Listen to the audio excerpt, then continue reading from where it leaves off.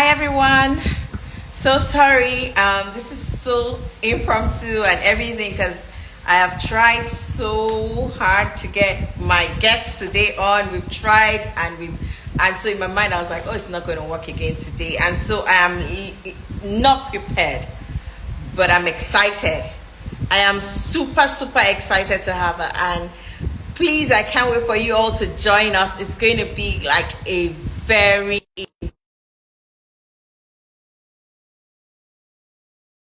But before I start, I think I have to introduce myself. My name is Sholape Azazi. I am the founder of Cradle Lounge Initiative. I'm a certified autism specialist, an inclusion advocate, and an autism parent coach. And my friend here is a fantastic mom. When I say someone is a fantastic mom, like I am not joking. Like she's that kind of mom that you just hear a story and you just say, you know what, I tap into your story. I don't care what's happening, but I'm tapping into it because in your mind you already know that it she gives you like that hope. So if you are new on the journey, you're new on the autism journey and you're wondering, oh, trust me, you need to listen to our story just so that it would give you hope that it's not the end of getting an autism diagnosis. It's just an autism diagnosis. It's not the end of the world. Like in fact, I'm talking too much. Let us start. Introduce yourself. I'm not even because I don't even know how long I'm going to have you for or anything. I've been Shut up, please. trying to, so please go ahead. We'll try and manage our time as best as possible. Okay, so hello Absolutely. everyone. My name is Oyeleke, shobowale. As Sholape said, he's my friend, and I'm just a mom, like everybody else that has been on this journey for quite a while now.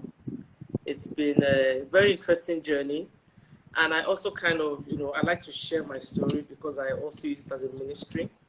Because you just never know, who you're helping. And more importantly, one of the things I also say about this is you're only as good as the information you have. Absolutely. And the best information can only come from people like us that it is our reality, you know. Yes, you have all sorts of wonderful specialists out there, but when you're a mom and this is your child, this is your baby, and this is your life, literally it's a totally different experience to that. So yes, I think that's my little introduction. Yes. So tell us about how you ventured into this fantastic. Ah, venture, that's an interesting word. You venture into something, you venture into something willingly. You venture into something, optionally. You venture into something when you think, oh, okay, I want to do this. But I was gifted this venture. Let's put it that way. So I have two children. I have my very handsome, wonderful, brilliant, intelligent son. His name is Adiola. He turned 10 years old this year. And I also have a daughter. Her name is Adenisola. So my son Adiola is the one on the spectrum. And so how did it start? Had him be passed all the tests, all the hearing tests, no sign that there was any issue whatsoever. And I would say that, Adiola as a baby was a happy baby, was always smiling. I remember anytime I take him shopping then to Eban or say I'm coming back from work. And because I put him in the basket, so of course he's looking behind me and I'm pushing in front. And I just see, my son will be smiling. And of course, it doesn't look anything like me. So the next thing I'll see somebody come from behind. And then I think, they can't help themselves. They'll be smiling and doing all sorts of things with him. And they see him and they say, okay, it looks like daddy, right? I'll be like, yes, it looks like daddy. So no problem.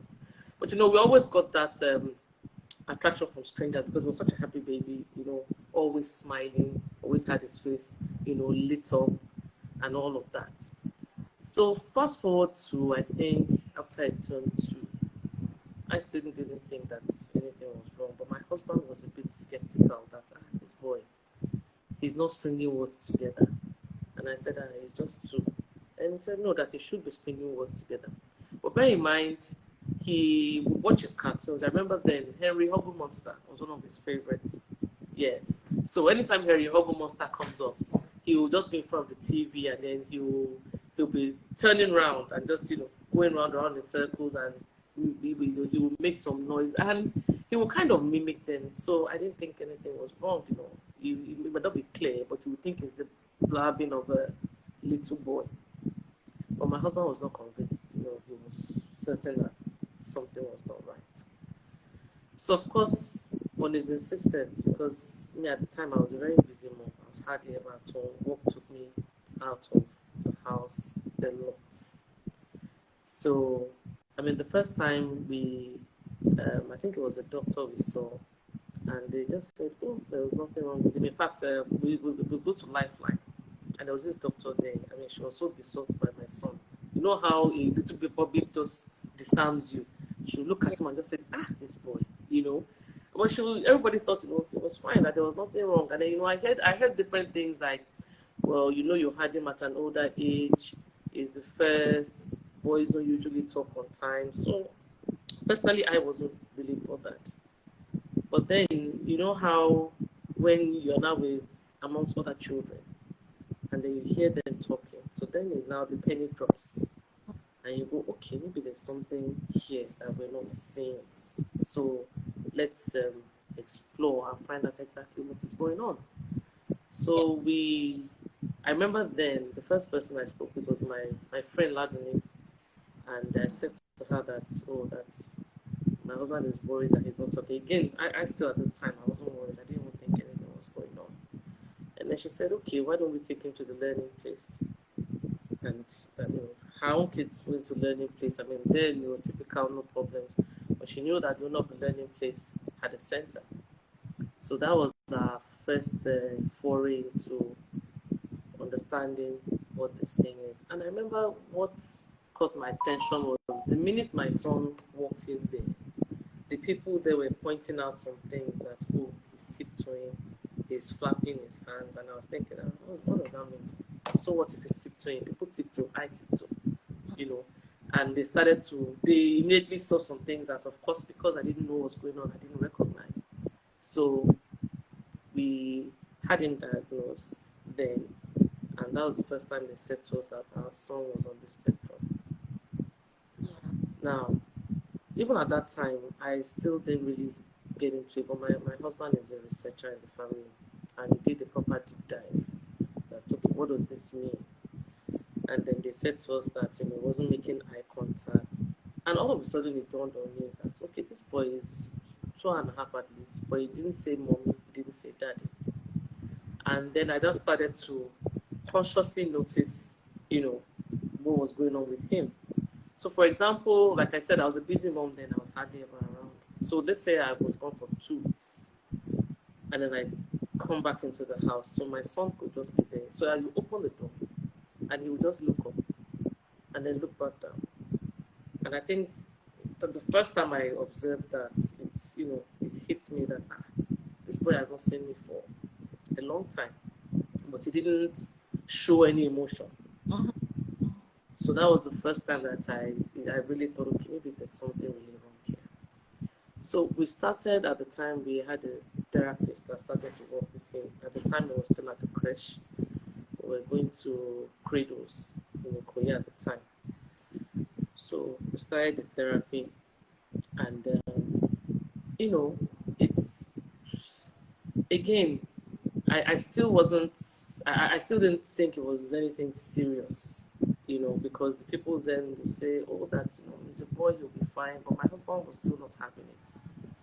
So there was a time that the therapist and the teacher at the time had a clash, which at the time the teacher thought that the therapist was not doing what she was meant to do, that the therapist was focusing on the academics, but that, he can do some certain things, but that the therapist needed to understand that she had to focus on getting him to talk. That was when she was not telling me there were some other children there too that I didn't realize. So a therapist that they needed to do some mouth exercises, they needed to do some, holding exercises, We had the meeting with the therapist assured me that they knew what they were doing. Even at this time, we still didn't have words. I remember the first time my son said mommy. He was almost 4. And it was almost like he practiced it with his therapist. I had gone to pick him up from his crèche that day. And he came to the door, he saw me, and then he stepped back for a second, and then he said, mommy, and then he ran to me. That day I cried like a nuisance. As in, I literally broke down. In fact, it's coming back right now. I wish we had the sense to. I mean, I have some recordings that I go back to, just to know where we're coming from. However, in the course of that time to when it was going to go into proper reception, we must have gone through about 3 or 4 different therapists, because even for me then, I still wasn't sure what to expect. I would read the reports, I would say, no, how come he's not doing this? How come he's not doing that? And then, of course, my husband, the researcher, he went beyond just therapy. He went into dietary. He changed his entire diet. In fact, my son, he drank a lot of ogi. None of those refined things. No cereal, no custard, no fizzy drink, nothing sweet. It was just water, which I'm grateful for, because even till today, when he or his sister go out, their first choice of drink is water. They used to drink water. They go through a lot of water, in a day. So back to when we were going to start nursery, was when we came to the foreshore school. Again, we came there because all the other schools we went to, they told us outright that they were not going to, they couldn't give them the support. The foreshore school, I had known about them. My friend had a son there at the time, and they were accommodated. So we went there and we started the therapy. And again, as a mom, then I still had not dealt with what my expectations were. I would compare him with other children and call his teacher and say, why is he not doing this? Why is he not doing that? And I remember that day, his teacher, Mr. Oyeleke, she had to say, she said, Adiola is special. I know this is hard for you to understand, but that is the reality. However, we just have to be consistent in what we are doing. I know that day I cried. I just thought. As a matter of fact, I remember his first day at school. I didn't do anything at work that day. I just had my phone and I was waiting for it to ring for them to call me to come and pick my son. Now, in terms of sensory issues, I would say I'm lucky. Adiola does not have severe sensory issues. I mean, when I say severe, I've seen children with severe sensory issues. In fact, remember I was telling you about my cousin in the US, that was my first experience. But it's different when you're the mom, but as opposed to when you're just assisting and looking after and then seeing these things. But for my son, the other sensory issues then were balloons. He couldn't deal with balloons, colors, flashing lights. In fact, my sister had to remind me that if I remember one Christmas, we were in America, I wanted to take a family portrait. And my son literally brought down the house. And we did not understand why this boy was so restless. I still have the pictures. His mouth was all over the place in that picture. It was only me and that were smiling. Even that smile was hard work. But we didn't understand why. Fast forward to, came back here, before we could get him to take a passport photograph. The photographer had to be super patient. And, we just had to find a way to work around it. So the flashing lights were an issue, balloons, certain colors, and the funniest one, ceiling fans. So in my house, we don't have ceiling fans, but we have things hanging from the ceiling, so we didn't know. Until one day we went to see my friend in her house. And the minute my son walked in, we just saw that he bolted out. And then, of course, for a child that wasn't talking, what is wrong? That in itself is another frustration. When the child cannot communicate what is wrong with him, but he was just crying and just rolling all over the place. And we were wondering what it is. Now, my friend that went to visit, she's quite observant. So, as we brought him in, she just followed his eyes. And she said, oh, 1 minute, I think it's the ceiling fan. That she can see that is where his eyes are going to. So we literally had to bring him in, cover his eyes, and take him to a room that did not have a ceiling fan. So fast forward to his first day at school. there's a ceiling fan in the class. And I remember telling teachers that there's a problem with the ceiling fan. What are we going to do? So first day of school, I was sure that they were going to call me, that I should come and carry my child that they couldn't deal with, but that never happened. And of course, I found out how they managed it much later. So the ceiling fan thing had to again go and do research, and then it turned out that okay, for some things that dangle from the ceiling, that's why they put charms to kind of, take their mind off what is going on there. And then of course there was trying to get materials. A lot of those materials were not readily available in Nigeria, as opposed to I think now things are a bit better. But then I have this cousin Moiwa, she still remembers it tomorrow. I will have to send it to her, order it via Amazon, whatever the therapist at the time needed. I remember then when they told us that we should take off, we shouldn't watch cartoons. That it had to be live children. So what my husband did then was to download all these materials onto a flash drive, and then they stuck it in the TV, and we gave instructions to the help that this is the only thing this boy is allowed to watch. Nothing else. You cannot change the channel. You cannot do anything. And I will say, to be honest, I can't even take credit for a lot of the enforcements that we had to make. A lot of it was down to my husband. He was the proper enforcer on this matter. We have to do this, we have to do that. He went full, full military on it. So we were very lucky with the therapist that we ended up with, that he stayed with the longest time. We were very lucky with him, and he was the first person that let us understand that we have to celebrate every success, and also understand that it goes like that. That it's not linear in any way, form, or manner.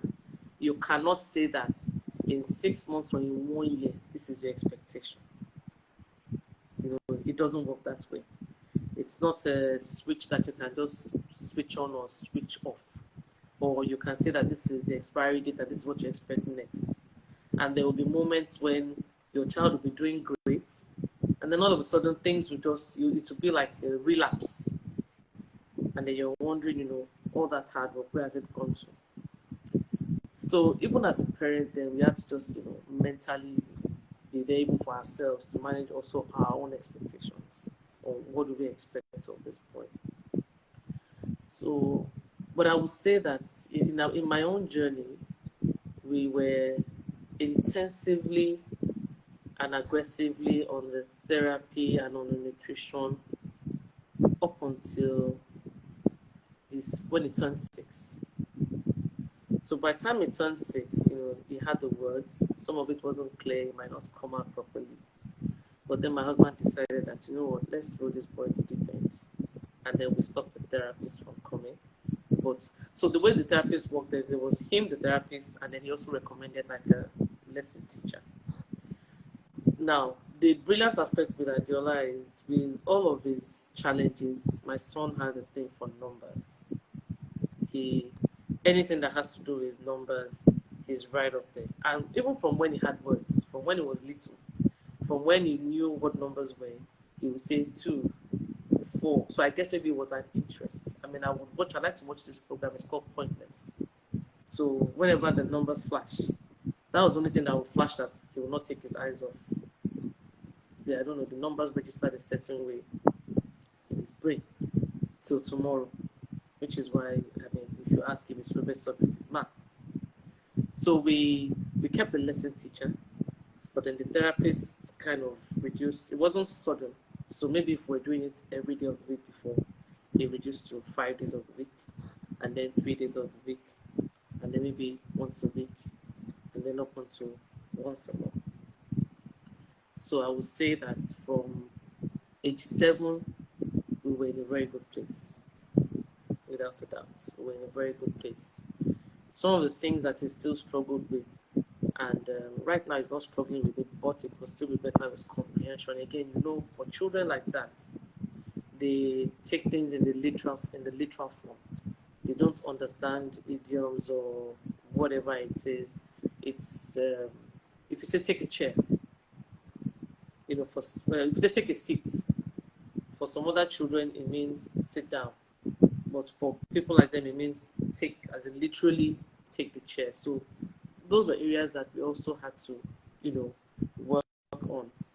I was with this teacher yesterday for, PTC, and she, I mean, she was just glowing that, oh, Adola is doing wonderful, and then she now said something that, and its handwriting is so beautiful, and then I just laughed. I said, Miss Tina, if you notice our handwriting journey, the amount of pencil grips that we've had to buy. At the time, we had to do this exercise where, because his grip, I find that he still doesn't like to hold things if he doesn't have to.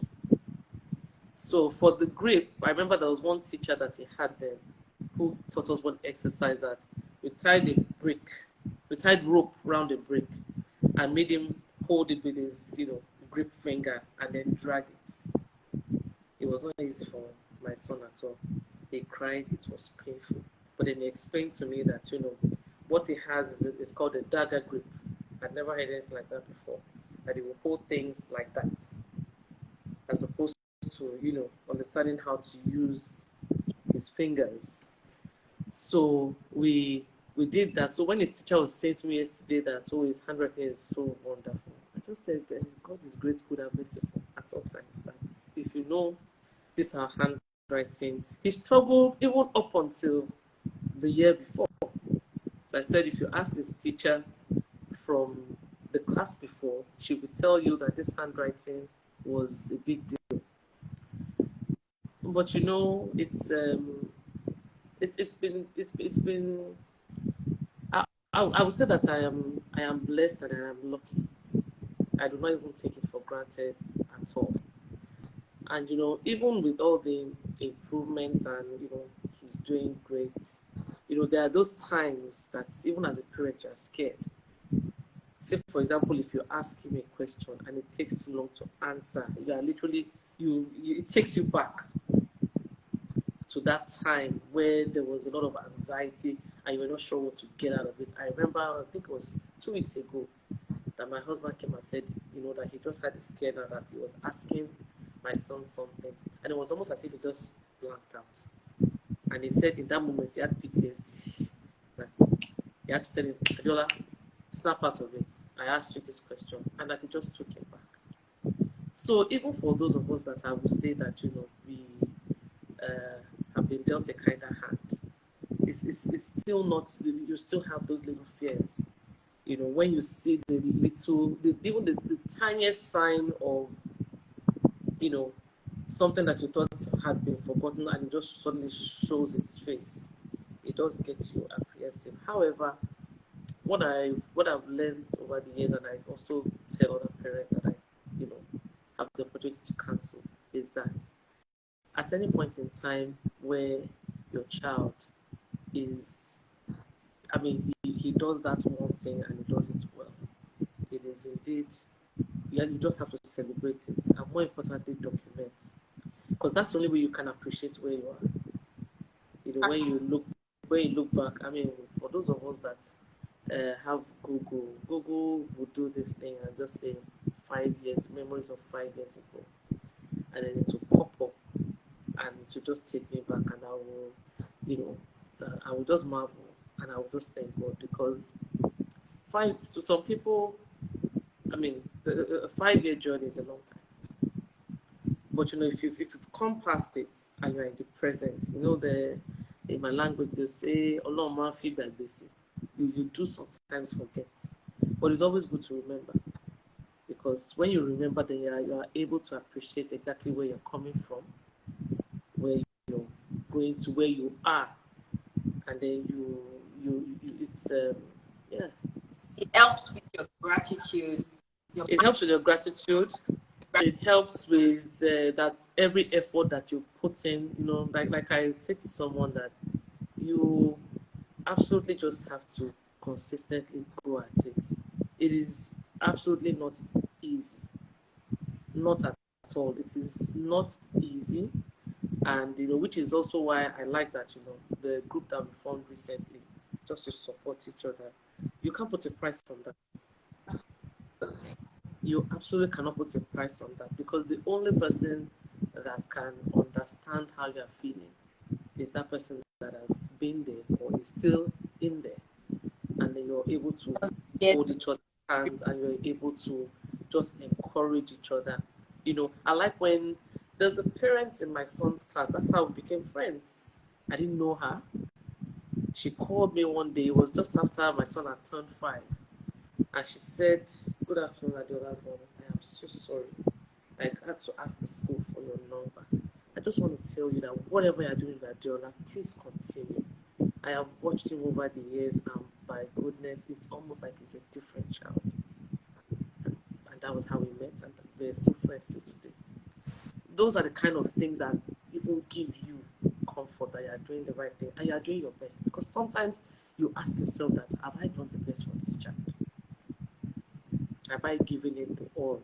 Is this can I do more?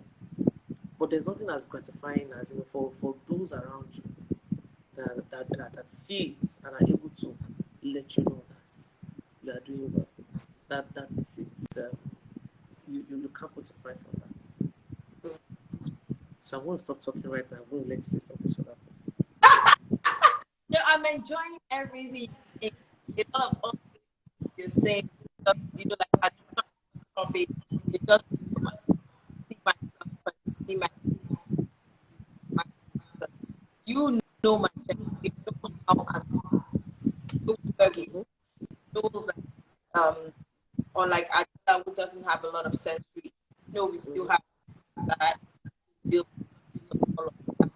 And I remember, when you said something about when it is my mind jumped to yes, that we always oh, and sign it, and it literally sign like SI sign your name. It's like, oh, please sign here in that space.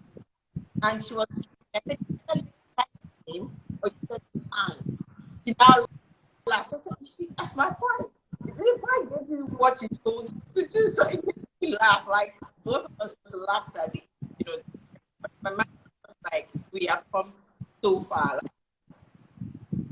Just to come in quickly, what you just said now, even yesterday when I was with his teacher, she was saying to me that, the only, aside from the fact that, to the glory of God, that Adiola is such a model student, but she said the only issue is that with Adiola, she has to be specific in her instruction. Exactly what we're saying. That she has to tell him that, Adiola, I need you to do this and I need you to stop here.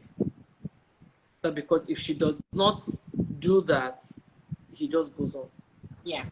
So she understands that with him, the instructions, there can't be any ambiguity there.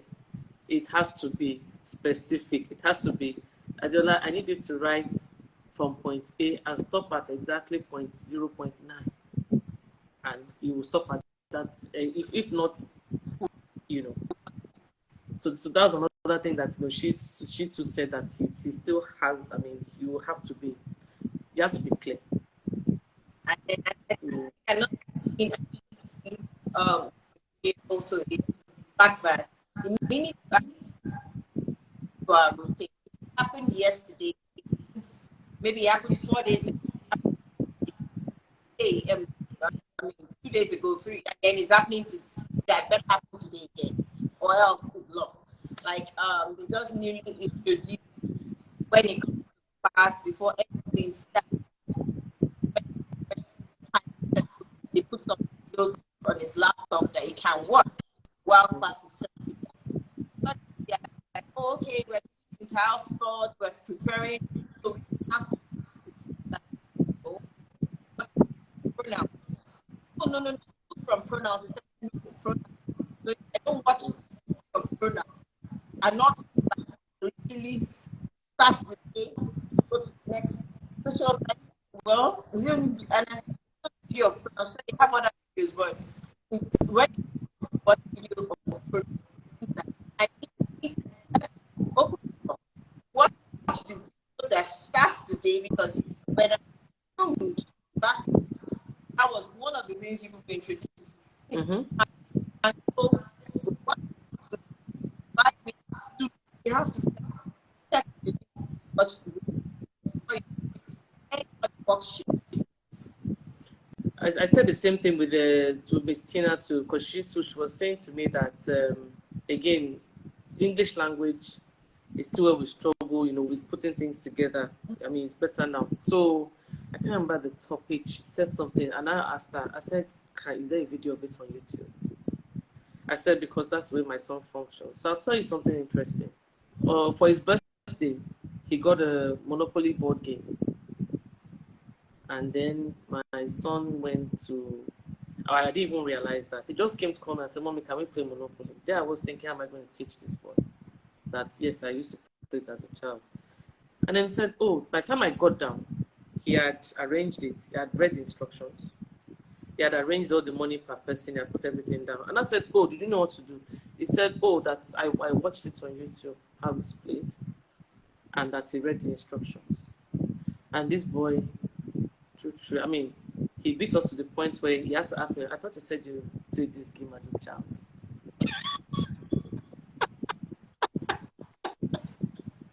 And it didn't surprise me that he would like Monopoly because, again, it's a game of numbers. Anything that has numbers, that it has to do with, and at such a young age, again, maybe because it has to do with numbers, my son understands money. Anything numbered is dancing in his head. You understand? So I asked his teacher to yesterday, which I think I'm also grateful that at least nowadays teaching is different from when we were in school. So a lot of, there were children that are autistic in our own time, but nobody understood exactly how to deal with it. As opposed to now where, learning is different. I'm not going to say learning is easier, but it's a bit more visual. Yeah. And because it is more visual, for children like us who are majority visual learners, it makes it easier for them to understand the message that is being passed through. For anything at all, even if you tell my son he's going online to go and first of all check.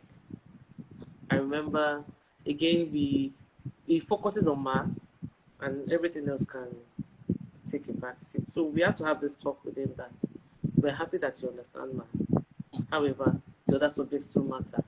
And then they said, well, the math is easy. And I said, no, Adiola, math is the most difficult subject in the world. That if you understand math, you should be able to understand other subjects. And he didn't believe. He said, but math is easy. That every other thing is hard. 30 minutes later, he came to me and said, okay, mommy, I went to Google and I typed in the most difficult subject and it said math. And in that moment, he mentally told himself everything else was easy. After that, because I've been trying to get him to, well, not me, the coding teacher has been trying to get him to join, but he just assumed, he told himself that it's hard. So I said, Ajola, but if you like math, you'll be able to do this one. So in that moment, because he had gone to Google is his best. He trusts Google more than he trusts mommy and daddy. And Google had assured him that, Google is an unbiased referee in this situation. And it said it was the hardest subject. So he told himself mentally that, okay. So he now came to me and said, okay, he'll do the coding. So he joined the coding. And the first time I met with the teacher, I met him, of course, for his classwork. And the first thing he said to me is that, oh, Adela's mom, thank you very much for letting Ajola join coding. That he's always saying that because he likes math, that he should be able to do it. That there was maybe a code or something that I had told the others to do it. And my son did it in one take. And everybody else was struggling with it. So when he got back home and I asked him, and he goes, oh yes, it's easy. But I know that it's because he had to mentally tell me, he had to be there mentally. Yeah. Because he did not think that he could do it because he felt everything else was hard, but the math was easy.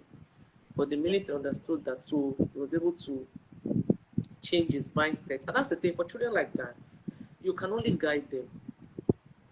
But they are the ones, they make their own decisions as to how they see things. So which is why, at this age, what you what you feed them and how you put it to them is very important, because that is what they hold on to it like the gospel.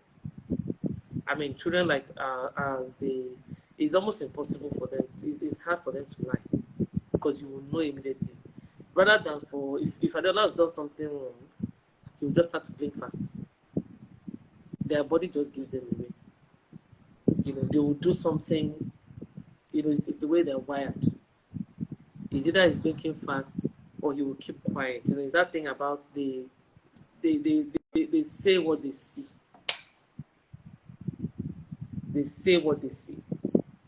So if he's going to say something to the contrary, he will not have the words for it. So he will just keep quiet, or he will just lock up, or he will start to blink very fast. So what can I say? It's I'm also I always say to you, your story always leads to your book. Always story that always challenge me of perspective and see.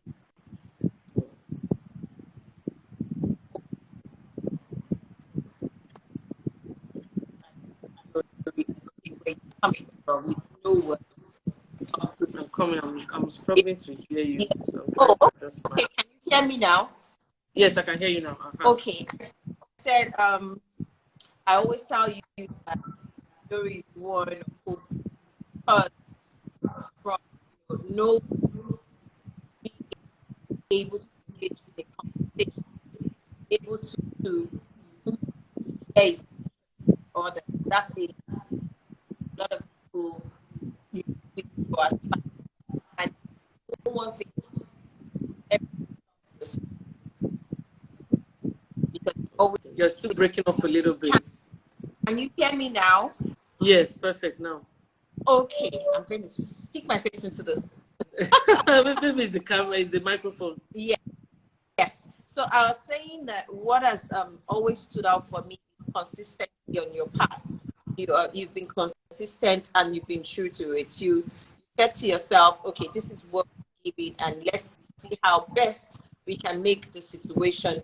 You don't place unexpected, unrealistic expectation on your son, but at the when you feel it, you challenge him, and Yes. feel like that is what is knowing how to balance, knowing where to balance, knowing when to pull back and where to pull forward. Most times that also struggle with mind, like, oh, okay, they've said this about this child. This is what the diagnosis say. This is how they've described it. What do I do? But for you, you've taken time out to learn about it. So you know what your child is about. You know what your child's needs are. You know where the areas of strengths are. You know how to use those areas of strength to augment areas that need attention. For me, that is wonderful, because it's not a lot of parents, a lot of us are not patient enough to identify that. A lot of us are still, dependent on the therapist said, therapist said. I like how you allow him to explore, even if within the confines of therapy, you still let him explore, you still let him be himself, and that is it's very, very. I have to say that I can't even take all of the credit for that, because another thing that came to mind just now is that I've also been very lucky with the support staff that I've had. Yeah. Over the years. I've had my current housekeeper that I have right now, my housekeeper nanny. She's been with me before I had my daughter. So Yeah. she's been, she came in at the thick of, the therapy. I remember I had this driver then.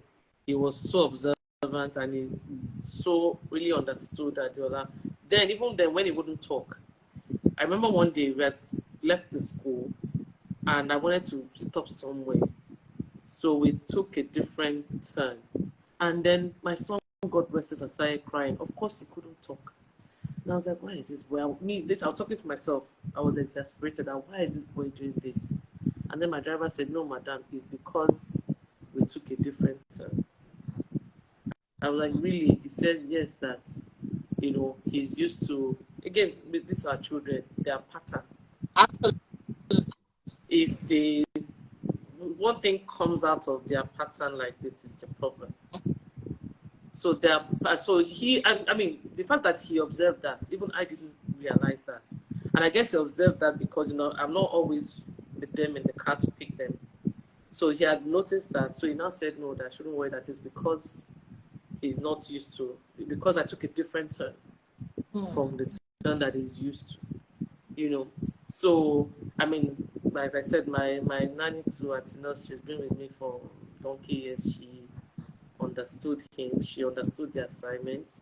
And which is why, like what you posted in our group this morning about self-care.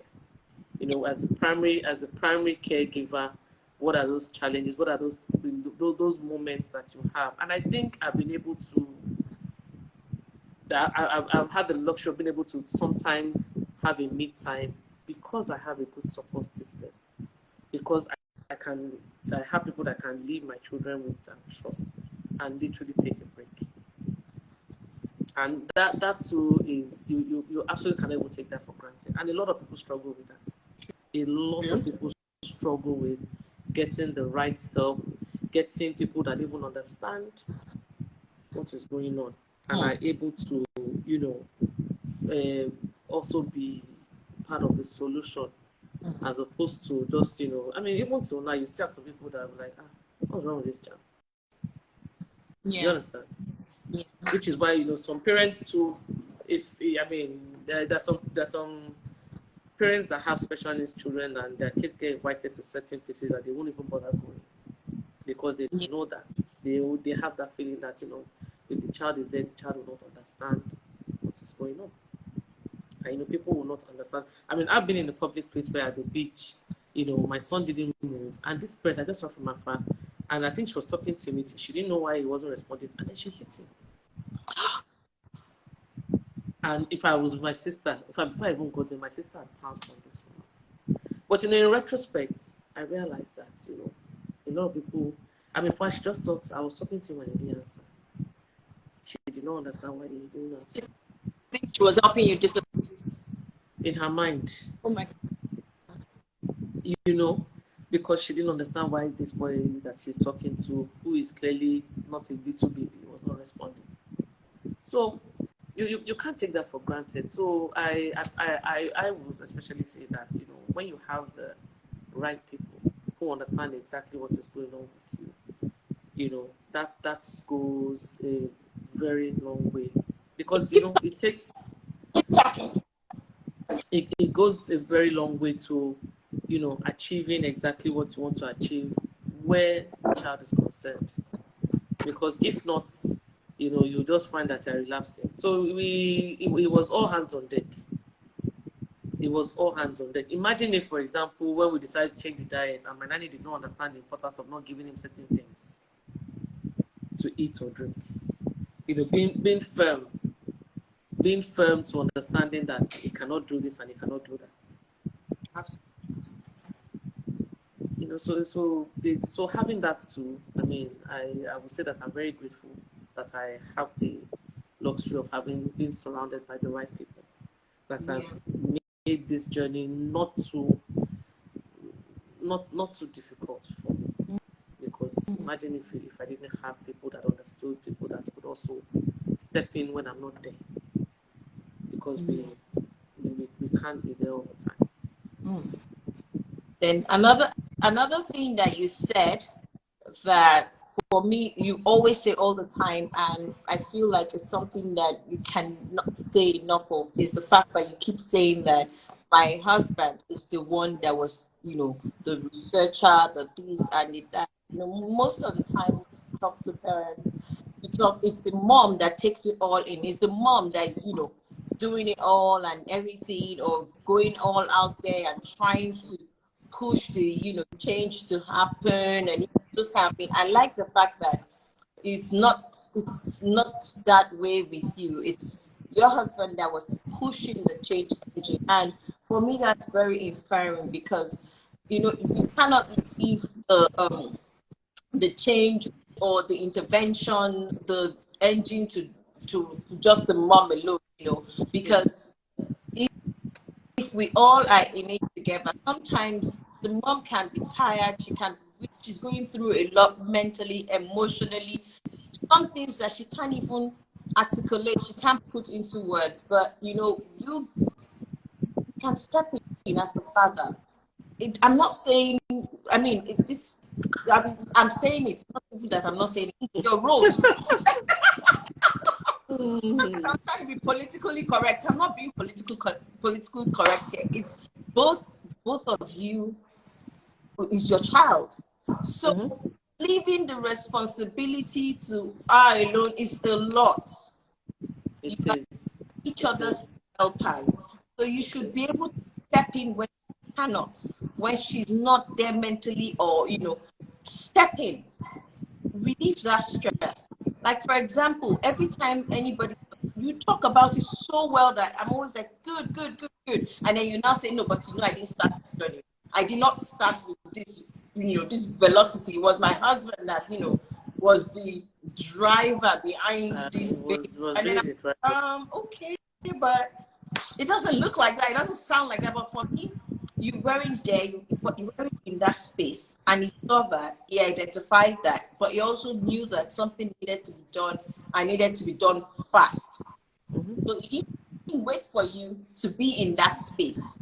He took up the mantle and he ran with it. And that, as you cannot remove that from your story ever, because that has been instrumental to your journey. As a matter of fact, I will also say that he, I mean, I would say he's the best dad ever. All the times that work would take me out. I remember when it was just Adiola then, and I guess that's why he was one that quickly saw it. So again, my husband is very techy. He too is kind of very procedural. If he wants to do everything you need is online. And I remember one time I traveled, and he decided that okay, we were going to go out, two of them together. And what did he do? He went online. What to do with a 2-year-old around? And that was how we discovered Play Band way back then. And then he would send me pictures. Oh, I found this place, and I took Dio there. It was climbing, doing all these things. I still have those pictures. He would take pictures of him. And then even when we were on the journey, just so that he felt that it was also important for him to go out to visualize, see things. So he won't tell me. He can just get up and say he's going somewhere with his son. And I'll just take pictures. They've gone to a Nero beach. You put him on a boat. He said just wants to see if he's scared of the water. So they'll paddle. He would see if he's scared of a horse. You put him on a horse. He'll send me a picture of it. One time he got up, and just him, he doesn't want any help. I remember one day he got up and he said they were going to the conservation center. And I said, do you want the house help to follow you? He said to come and do it. So was my son and his cousins were here then at the time. And then I had kind of gotten him interested in he had this camera to take pictures with. So he said he just wanted to see how we react to. So for him, it was important that we expose him to different settings, different places, and how we will react in those places. Mm. So he would do that, and put him in, and of course he will say that he won't tell me because as a mom you'll be panicking that what if this happens, what if this goes wrong? But for him, he needs to throw him in that deep end and just let him swim. Yeah. I mean, those are the kind of words that he will use. So he would take him to different places. Maybe today it's an amusement park. How does it mingle with other children? Where there's no mommy or there's no antennas or there's no help to run after him. Take him to the beach. How will he react to water or sand? Or, these things that you take for granted with typical children. And, go to the conservation center. If he sees a monkey, is he going to run? Is he going to look at it? Is he going to be, how will he, is it a more or less forest? How does it interact with his sensory, so I will give him that. That was all my husband. And I think it was a good thing that, of course, as you know, us moms too, where we will still want to be handle them with kids' gloves. Yeah. I want to, I mean, he tells me that I want to mollycoddle him too much sometimes. And then you say, but you know what, we can't do that. You know, sometimes you have to test how far they two can go. You know, I remember from I told you about this, my cousin. I mean, before I go to America, then, you know, she won't do it. She was the youngest. You know how, of course, they would have told you, oh, she won't be able to do this, she won't be able to do that. And so, Yeah. you know, they didn't really test. So, I remember I was telling about one day that she threw a tantrum and she threw all her things all over her room. I mean, normally my auntie would either do it or get something. So this Saturday, I just said, you know what, auntie, just go and sit down somewhere. So it was just me and her. And I said, you're going to clean your room. You're going to fold all these clothes. And we went for 3 hours, but she did it. You know, and I guess I was able to do it because I wasn't her mom, and I didn't have the extra sentiments that a mom would have, because sometimes we do that as moms too. You know, you would want to mollycoddle and, oh, no harm should come to them, but sometimes you also need to just throw them out there and see. I mean, like you said, throw them out there and see how well they can swim or how well they will cope. Okay. I'm going to have to leave in a few minutes. I was just going to say that we said 30 minutes and so you'll take it all my day. My phone has been going off joke. I have to respond to these people that are calling me. But we've been planning to do this for such a long time, and I just said that. Yes. Yes. So I'm so glad. In fact, I didn't even put any notice up because I said, you know what, I don't want to put notice up just in case we don't get to do it. And I'm so glad. I said I had to do it today, with or without. In fact, this morning I just quickly I sat down, so I didn't even take time to do any makeup. Let's just go through this thing, and let's talk about that. I'm happy that I did. You know, I always like to talk about it because I don't know who is listening. Absolutely. And I don't know who has picked one thing or the other from. You know, even I am still learning. You know, I'm learning. I mean, like our little get together we had the other day, I learned a lot. You know, there were so many things that I learned from there that I still realized that I needed to also do with him. Because like you said, you can't go to sleep and just assume, well, everything is okay now. No, you still have to keep at it. You still have to keep at it, yeah. Thank you so much. And thank you for having me. Thank you so much. I'm super excited. We did this. No internet wahala, no nothing. Yes, all the scare that we got earlier. We're able to deal with that eventually. I'm so happy. So thank you, everyone. Bye, Nika. See you soon. Thank you, everyone. Bye-bye. I'll put all the show notes once I'm done. I need to type up here because I didn't think it was going to happen. So I have my table full of issues. So I'll tidy up and then no problem. Thank you, everyone. Bye, Nika. Bye, everyone.